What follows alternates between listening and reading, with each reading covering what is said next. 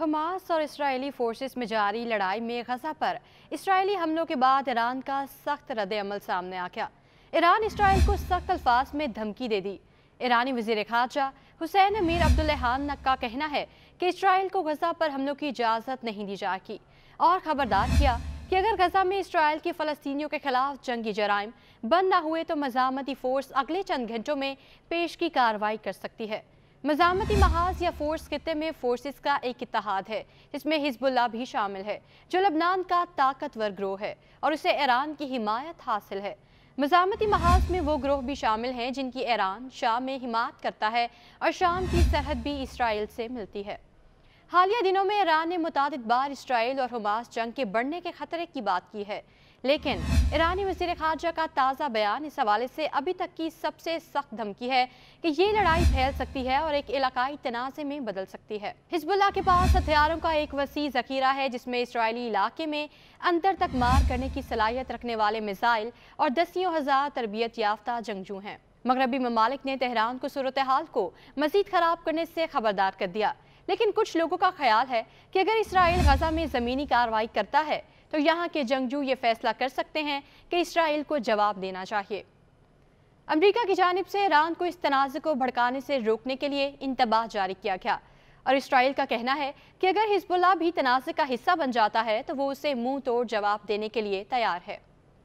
गजा की पट्टी के करीब इसराइली फौजी अड्डों पर और शहरियों पर हमास के नाकाबिले यकीन हमले के बाद से इस अचानक कार्रवाई में ईरान के किरदार और फ़लस्तीनी गिरोहों के साथ इसके ताल्लुकात के बारे में कयास सराइयों में शिद्दत आई है। मौजूदा तनाज़ा 7 अक्टूबर को उस वक्त शुरू हुआ जब हमास ने सुबह सवेरे इसराइली फ़ौज और शहरियों को निशाना बनाते हुए हमला किया।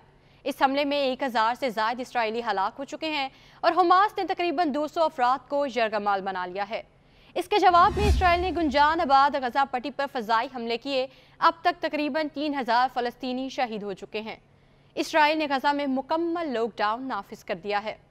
अब ना दवाएं हैं, ना बिजली है और ना खाना। हमास और इसराइल के दरमियान जंग आहिस्ता आहिस्ता मज़ीद इलाकों तक फैल रही है। इसराइली डिफेंस फोर्स IDF को गोलान की पहाड़ियों से मुल्हका इलाके में फायरिंग का सामना है। हिजबुल्लाह अब भी जनूबी लबनान में इसराइल के लिए एक दर्द सर बनी हुई है। इसके साथ साथ इराक में ईरान के हिमायत याफ्ता ग्रोह अमरीकी अड्डों के लिए खतरा बन रहे हैं और यमन में हूसी ग्रुप ने फ़लस्तीनी गिरोहों को फौजी इमदाद की पेशकश भी की है।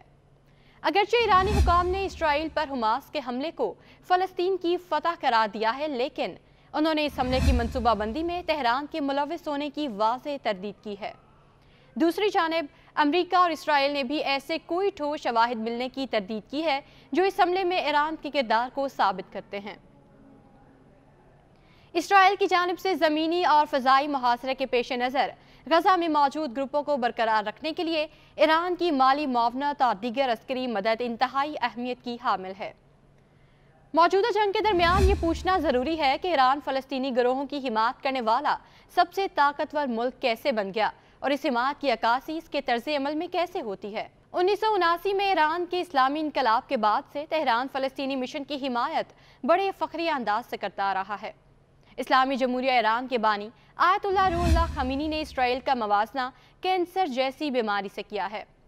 इमाम ख़मीनी ने हर साल रमज़ान के आखिरी दिन को फ़लस्तीन की हिमायत में यौमुल कुद्स के तौर पर मनाना शुरू किया। अब तक के शवाहिद से पता चलता है कि हमास ने इसराइल के साथ जंग अकेले लड़ने का फैसला किया है, लेकिन अगर तनाज़ा बढ़ता है तो ये फ़लस्तीनी धड़े और ईरान के मुश्तरका मफादात को पूरा कर सकता है, जो इसराइल के साथ ताल्लुकात को ममूल पर लाने के मुकम्मल मुखालिफ हैं।